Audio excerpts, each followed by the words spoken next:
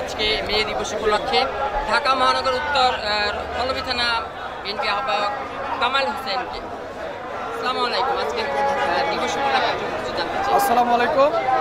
আজকে মহান মে দিবস 1986 সালের 1 মে যুক্তরাষ্ট্রের শিকাগো শহরের হে মার্কেটের সে ঐতিহাসিক ঘটনা, এটা ঐতিহাসিকভাবে সারা বিশ্ব জানে।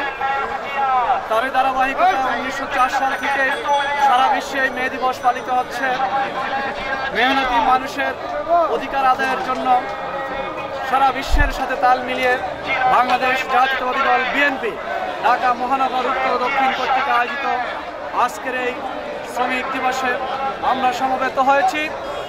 পল্লবী থানা তথা আমার পাশে আছেন আমার পল্লবী থানা 2 নম্বর ওয়ার্ডের সংগ্রামী সেক্রেটারি জনাব আলী আকবর মাহমুদ।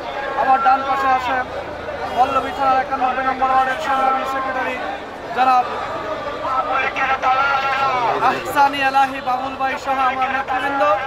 আমরা আমাদের প্রাণপ্রিয় নেতা মহানগর উত্তরের সংগ্রামী আহ্বায়ক জনাব আমিনুল হকের আহ্বানে সমগ্র মহানগর থেকে আজকে প্রায় লক্ষাধিক লোক আমরা এখানে সমবেত হয়েছি। মহানগর উত্তর থেকে শ্রমিকদের ন্যায্য অধিকার আদায়ের দাবিতে আমরা চাই এদেশের শ্রমিকরা সর্বনিম্ন মজুরি 30,000 টাকা পাক এবং শ্রমিকদের উৎপাদিত পণ্যের তারা ন্যায্য মূল্য পাক। আমরা সেই শ্রমিকদের সাথে একাত্মতা পোষণ করার জন্য আজকে এখানে সমবেত হয়েছি। সকলকে ধন্যবাদ।